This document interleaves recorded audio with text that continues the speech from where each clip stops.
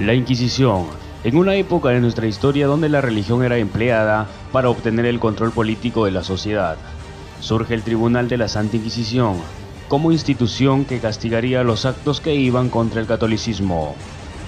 En el mundo de la creación, el Santo Oficio fue un movimiento lento, destinado a la defensa de la fe y la sociedad cristiana de los herejes.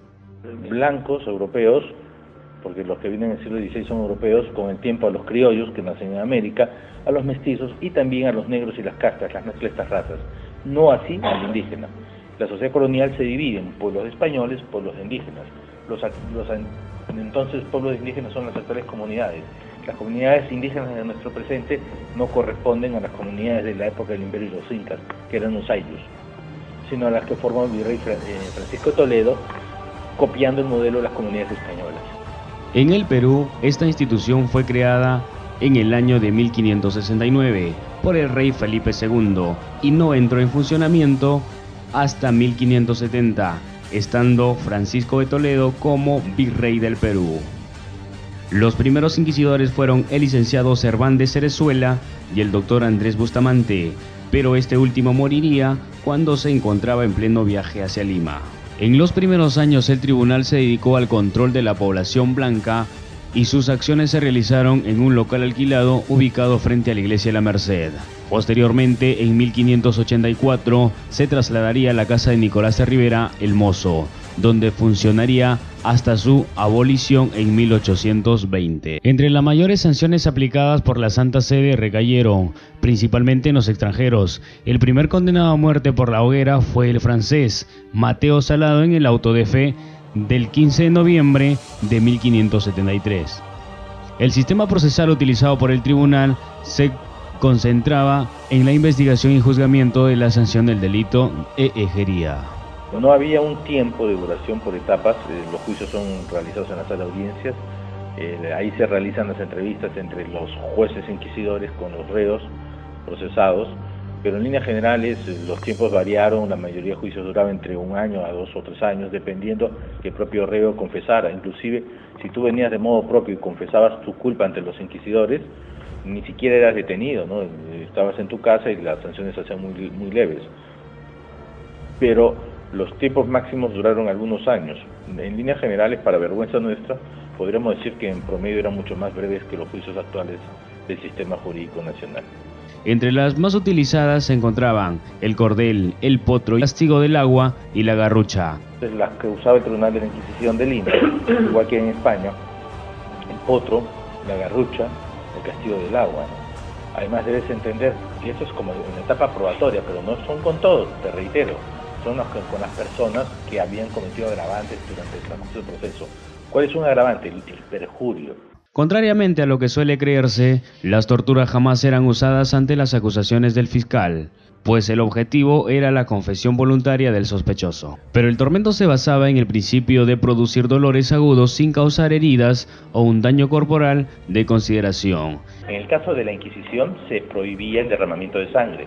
Había un tiempo de duración máxima de 1 hora 15 minutos. Y además de eso, tenían como cierta garantía que el médico supervisaba el tormento y era graduado a la contextura física de la persona y también a su condición de género, hombre, mujer, edad, etc., ¿no?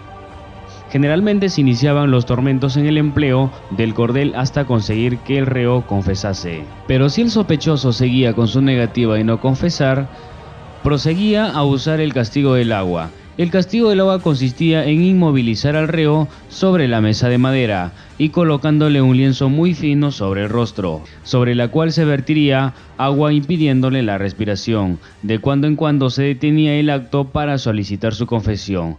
Generalmente era combinada con la tortura del potro, que consistía en amarrar al sentenciado de brazos y piernas y eran ajustadas una a una por el verdugo. Como ven, una mesa de madera, una persona que está echada, las extremidades atadas y al dar vueltas en las ruedas lo estiran en sentido contrario, ¿no? Y eso es doloroso. La diferencia entre el potro en el Tribunal de Inquisición de Lima y, por ejemplo, el potro usado en París o en la Torre de Londres, es que acá tú lo estiras a la persona suelta y le vuelves a pedir que confiese, pero no lo vas a desmembrar. En menor proporción era utilizada la garrucha, Al reo era atado con las manos en la espalda y era elevado utilizando una soga para posteriormente dejarlo caer de forma violenta, deteniéndolo antes de que caese al piso. Como adicional al tormento, si el reo aún seguía sin confesar, se le agregaban pesas en los pies aumentando muchísimo dolor infligido.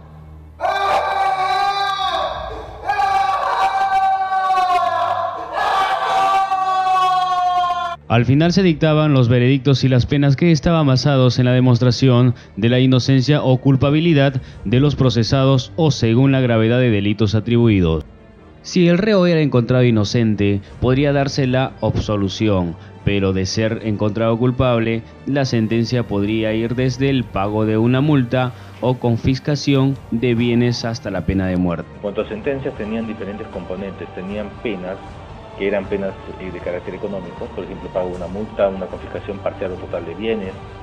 Tenías penas de prisión o de restricción de libertades, tenías penas de trabajo forzado, como el caso de los vígamos, que nos mandaban los solicitantes en confesión, que nos mandaban a galeras, trabajo forzado, ¿no es cierto?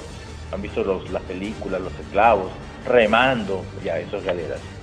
O otro tipo de trabajo forzado, ¿no? En total, la Santa Sede trató alrededor de 1.470 personas acusadas de delitos contra la fe.